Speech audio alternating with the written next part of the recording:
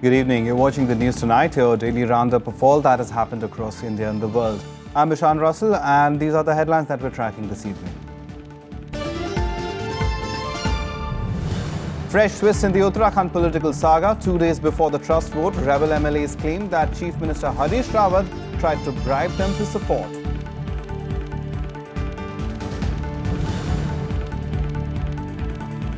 PDP and BJP leaders call on Governor N.N. Vora to stake claim to form government in Jammu and Kashmir. PDP Chief Mehbooba Mufti says there are no differences between the parties.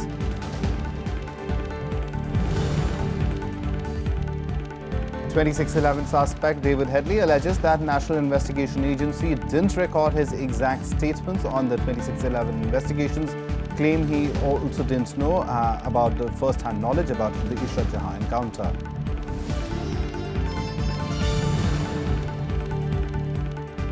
And Prime Minister Narendra Modi addresses election rally in Tinsukia and Assam, reminds voters that they gave Congress 60 years to expect good things, but he needs only 5 years to uplift the state.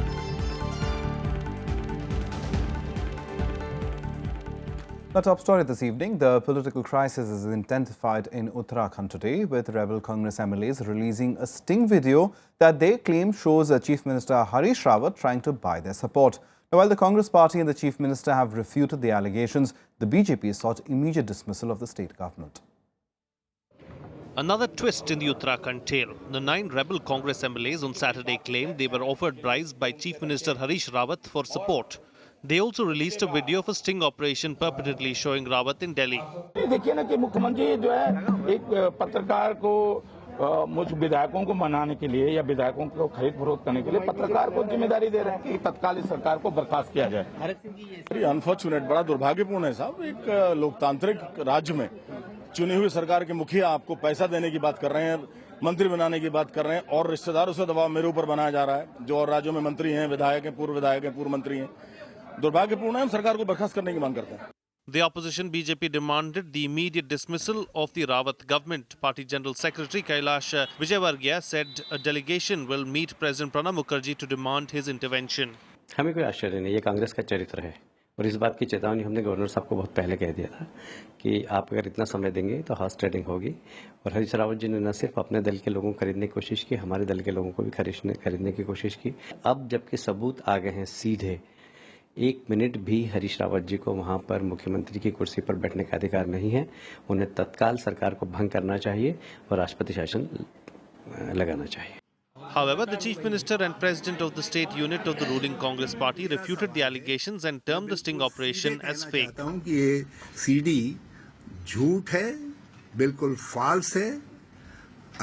जिस व्यक्ति को इस CD के पीछे बताया जा रहा है, जो क्लेम कर रहे हैं, उस व्यक्ति की रेपुटेशन देहरादून में किसी से छिपी नहीं है। नरेंद्र मोदी जी ने और अमित शाह जी ने किया, कई बार उन्होंने सरकार गिराने की कोशिश की। उन्होंने उत्तराखंड को पूरा जो है वो आर्थिक मदद भी नहीं की। उनकी इच्छा ये थी कि इस तरह से जो है वो एक वित्तीय संकट पैदा हो जाए, उसी में हम राष्ट्रपति शासन लगा लें। All eyes are now on the speaker, who has to take a decision on the notice served to the 9 rebel Congress MLAs for violating the party whip in the assembly proceedings.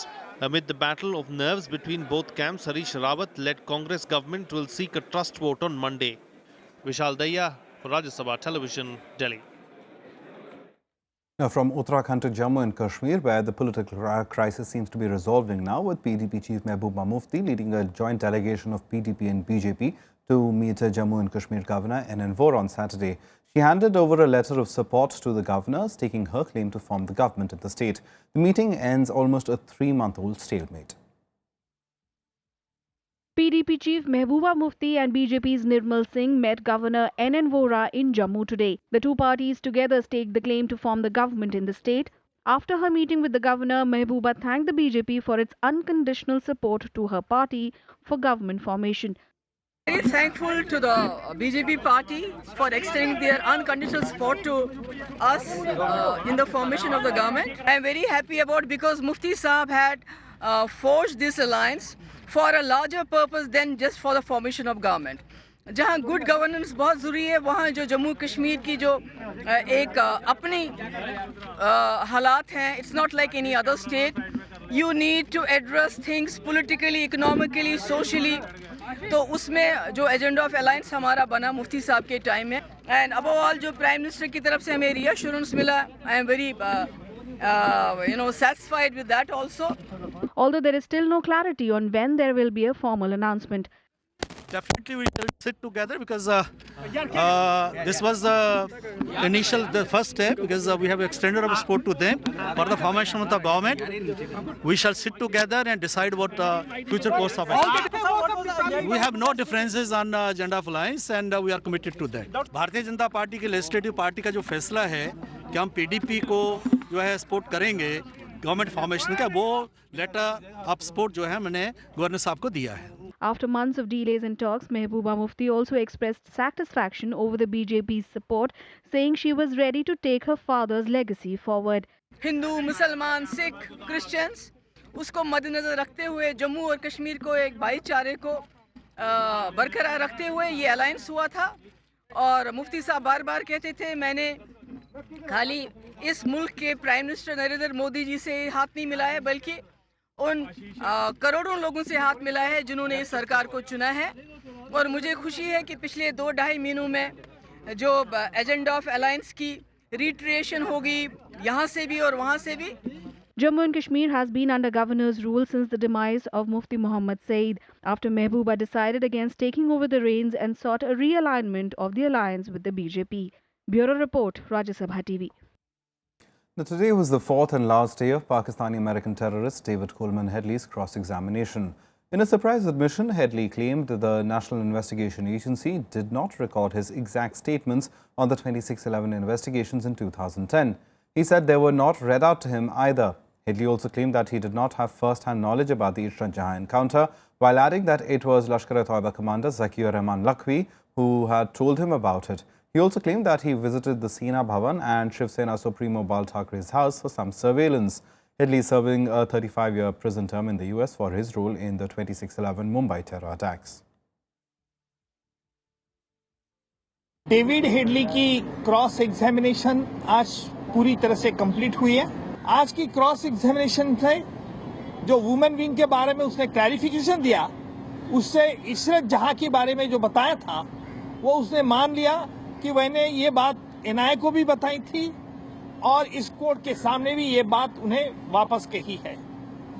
तो दूसरी बात उसने ये भी कही कि कई चीजें जिसने एनआईए के सामने नहीं बताई क्योंकि उसके बारे में उसे पूछताछ नहीं की गई, और कोर्ट में ज्यादा जो बातें बताई उसके बारे में उसे पूछताछ की है. इससे हमें लगता है कि हमारे और एनआईए के स्टेटमेंट में कोई कॉन्ट्रडिक्शन और इनकंसिस्टेंसी नहीं है. Now time for all the assembly election related news in our special segment, Verdict 2016.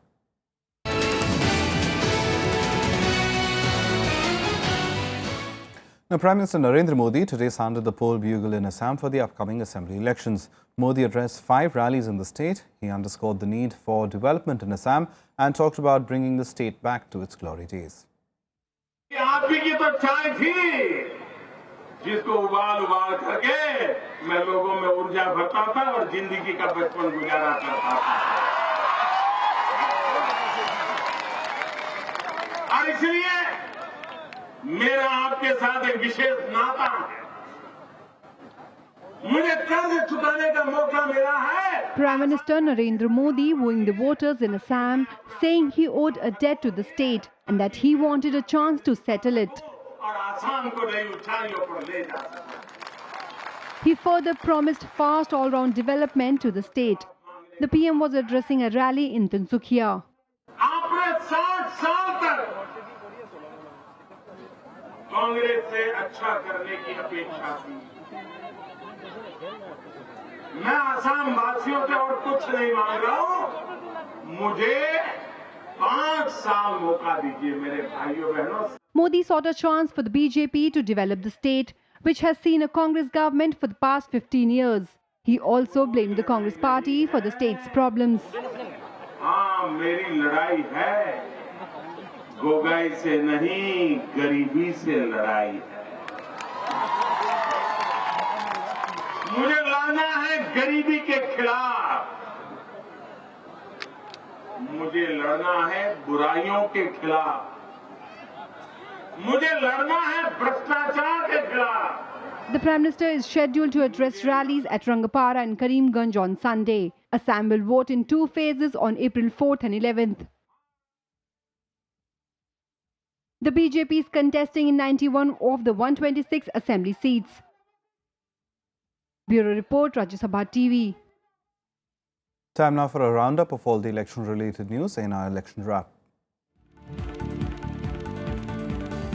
The BJP has released its first list of candidates for the Tamil Nadu Assembly polls. BJP National Secretary H. Rajya is among the 54 candidates in the party's list released for the 16th of May elections in the state. Other prominent candidates include State Vice Presidents Vanati Srinivasan and M. Chakravarti.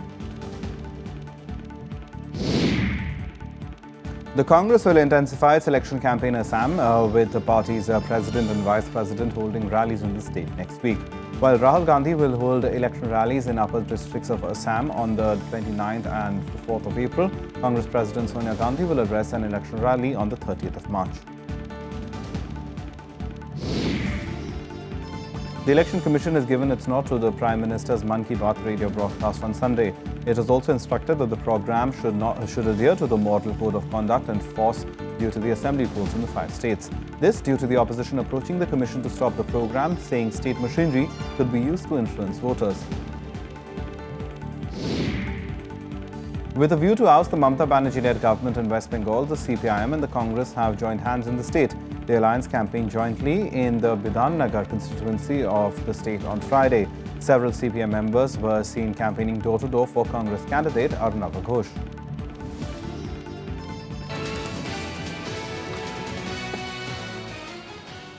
Time for us to take a short break. That's all on the other side. Do stay tuned.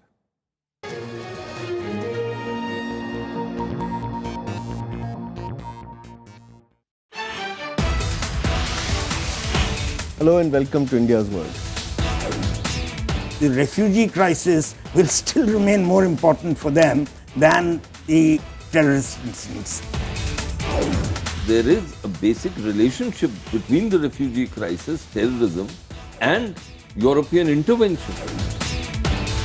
The terrorist incidents being the kind of, seminal events which affect people's thinking on everything will certainly be used by both sides to buttress their art. Watch experts debate the future of European Union and India's world only on Rajya Sabha television.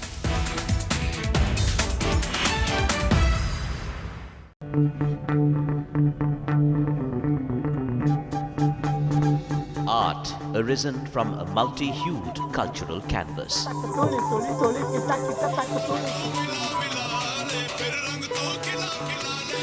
Tradition and cultural fervour dating back centuries.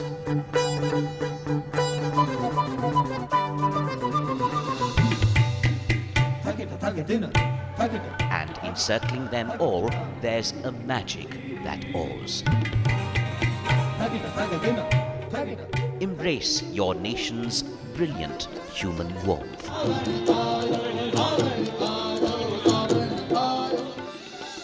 Watch Colours of India, Sundays at 9:30 p.m.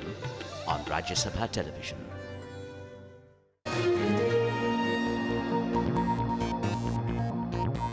Welcome back. You're watching the news tonight. The Finance Minister and Senior BJP leader Arun Jaitley addressed the inaugural session of the Delhi BJP executive meeting in the national capital today. Jaitley said that the centre will launch the Stand Up India scheme next month to promote entrepreneurship among SCs and STs and women. The Finance Minister also claimed that the Congress rule is shrinking in the country and insisted that Prime Minister Modi's slogan of a Congress-free India will soon turn to reality. Referring to the recent controversy surrounding the JNU issue, Jaitley claimed BJP's ideology, which is inspired by nationalism, had emerged victorious in the nationalism debate. मुझे लगता है कि ये एक बहुत बड़ी चुनौती और ये वैचारिक चुनौती है और ये लड़ाई को भी हम लोगों को वैचारिक लड़ाई मानना चाहिए। मैं ये मानता हूं कि इस लड़ाई का पहला दौर हम जीते हैं। जीते इसलिए हैं कि जो वर्ग जहां पर देश को तोड़ने के नारे लगते थे, छूटने के बाद जब वापस गए, अब भारत माता की जय नहीं कहेंगे लेकिन जय हिंद कहेंगे। Now, following reports of abduction of an Indian priest by the Islamic State terror group in Yemen, External Affairs Minister Sushma Swaraj on Saturday assured that the government is making all possible efforts to rescue him. Swaraj's remarks came in the backdrop of reports claiming that the terror group planned to execute the priest on Good Friday. However, there is no report of any harm having come to him so far. Father Tom, who belongs to Kerala, had gone missing in Yemen after the Islamic State militant group attacked a care home run by Mother Teresa's Missionaries of Charity. At least 16 people were killed, including 4 nuns, when gunmen stormed the refuge for the elderly earlier this month. We only hope and we pray for his fast and safe release, and we appeal to the Indian government and international organizations to make every effort for his secure release. That's what we can only appeal, and we pray. It is very edifying and encouraging that Central Government of India through the Foreign Department, that means our dear Minister Sushma Swaraj, action is being taken that he may be brought safe back to India. The Indian government is definitely doing whatever it can, and so is the Vatican's diplomatic efforts. But the truth is that we no longer have an embassy in Yemen. We closed our embassy when we did that Operation Rahat and rescued all the Indians who were there. It's deeply, deeply distressing. I think we, all of us, not just in Kerala, but throughout India, would feel solidarity with one of our people. Time now to take a look at what else has been making news around the country and nationwide.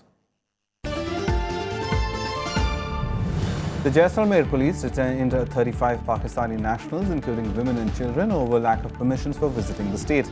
The Hindu Pakistani nationals had only visas to visit northern Mathura and Haridwar.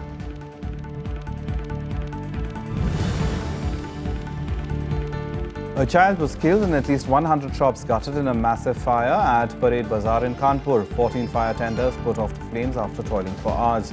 Most of the shops in the area were covered with tarpaulin and some were stocked with footwear, which helped the fire spread rapidly. The cause of the fire is not yet known.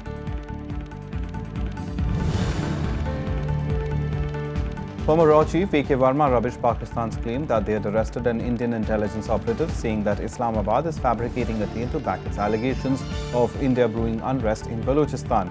Verma also said that Pakistan does not have enough evidence to substantiate its claim that the arrested individual was apprehended from Balochistan.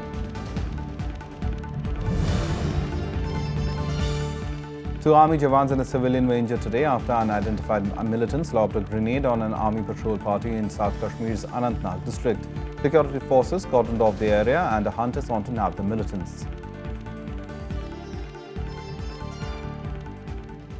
Some international news now, and Iran and Pakistan today pledged to enhance bilateral ties, including in the energy sector, and open 2 more border crossings to boost trade. Now, the possibility of better connectivity between Pakistan's Gwadar port and Iran's Chabahar port was explored during the talks between Pakistan's Prime Minister Nawaz Sharif and Iranian President Hassan Rouhani. The two leaders also took stock of the existing state of relations and how to enhance economic interaction. Rouhani is on his maiden 2-day visit to Pakistan. To encourage trade and economic activities and to facilitate people-to-people contacts, we have decided to open 2 new border crossing points between Iran and Pakistan. These additional crossing points will greatly reduce the commutation time between our 2 countries and contribute towards economic integration of our region. بی تردید امنیت پاکستان امنیت ما هست و امنیت ما امنیت پاکستان و مخصوصاً برای امنیت مرزهای شرقی ایران و مرزهای غربی پاکستان باید بیش از گذشته تلاش کنیم. Now, the death toll from the suicide bombing at a soccer stadium in Baghdad has climbed to 41, with 105 people wounded. Now, the suicide bombing, which has been claimed by the Islamic State terror group, the bombing took place on Friday during a match in a small stadium in the city of Iskandria. The blast was captured on a mobile phone camera. The town where the blast occurred is a mixed Sunni and Shiite Muslim town. The Islamic State claims that they were targeting Shiite militiamen. In its bid to regain lost ground in Iraq, the terror group has been unleashing a fresh wave of terror in the country. At least 60 people were killed earlier in the month in an attack in Hilla when an explosives-laden fuel tanker slammed into an Iraqi security checkpoint. Time now to take a look at what else has been happening around the world in Global Buzz. Japan's new bullet train took off early today, finally connecting the nation's northernmost island by high-speed train to the main island of Honshu. The project to construct this section of the bullet train line started in 1972. It takes passengers to the nation's capital via an undersea tunnel that is nearly 54 kilometers long.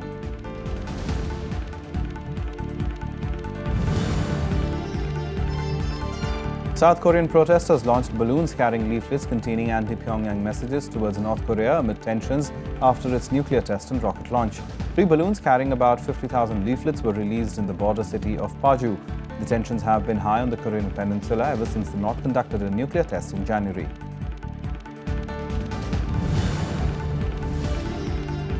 Myanmar's Yangon Stock Exchange started trading with the first company listing after business tycoon Serge Poon and the chairman of Myanmar Securities Regulatory Commission rang a bronze bell.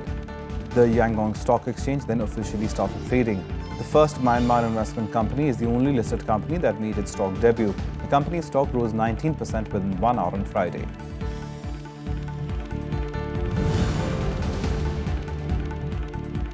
The United States claimed its forces killed the Islamic State's second-in-command, Abd al-Rahman Mustafa al-Qaduri, who served as the finance minister. It, however, didn't confirm whether the death was by a drone strike or bombing raid. Islamic State fighters have been on the retreat in the strategic Syrian city of Palmyra as Syrian soldiers fighting to retake the desert city recaptured its old citadel on Friday.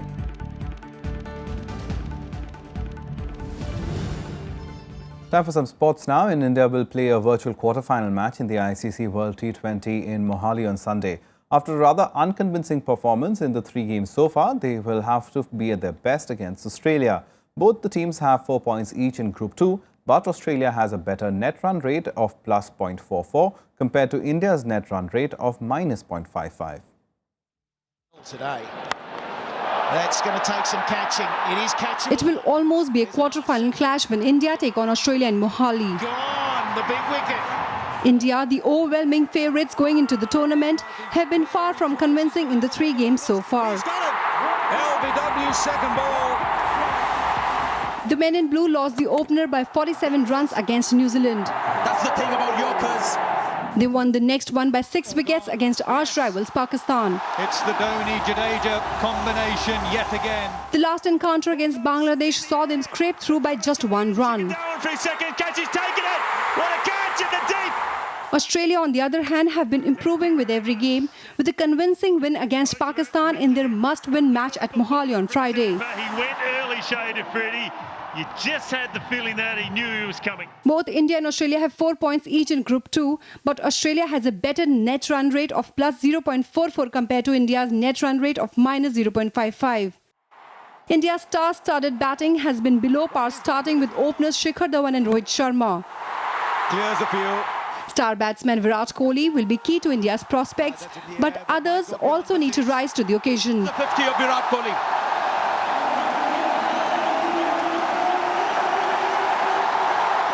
India, however, will take confidence from the fact that they blanked out Australia in the 3-match T20 series in January, although that was against a different squad then. Bureau Report, Rajya Sabha TV. Time now for all the other sporting action in Sportsbeat. India's badminton campaign came to an end at the New Zealand Open after all 3 Indian pairs, including Jwala Gutta and Ashwini Ponnappa, suffered straight game defeat in the quarterfinals. Jwala and Ashwini gave a tough fight in the opening game but ran out of steam in the second to go down 22-24, 8-21 to the local combo of Satyana Mapasa and Gronya Somerville in the women's doubles competition. In the men's doubles, 6th-seed Manu Atri and B. Sumit Reddy lost 10-21, 20-22 to second-seeded Korean pair of Ko Sung-hyun and Shinbae Cheo.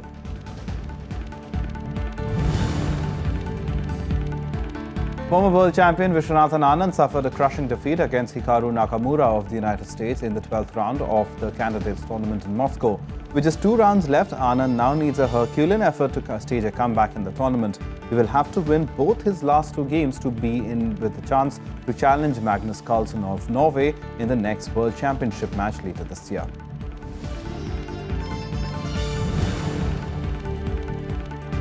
World number 1 Novak Djokovic advanced to the 3rd round of the Miami Open, beating unseeded Brit Kyle Edmund 6-3, 6-3 in straight sets. He'll next take on Portugal's João Sousa, who battled past Canadian Vasek Pospisil 6-7, 7-6, 6-2 in the 2nd round. In earlier action, 8th-seed Spaniard David Ferrer got past unseeded American Taylor Fritz 7-6, 6-1.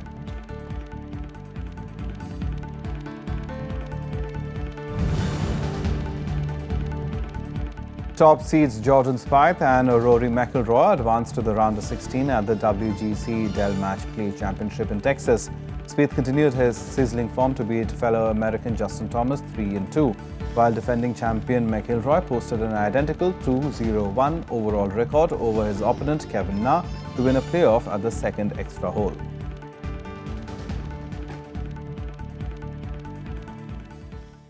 Well, that's the news tonight, but as we go, we'll leave you with something you can smile about. Tian Tian, a giant panda at the Smithsonian's National Zoo, took to spring cleaning session all by himself, taking the internet by storm. We'll leave you with this video posted by the zoo.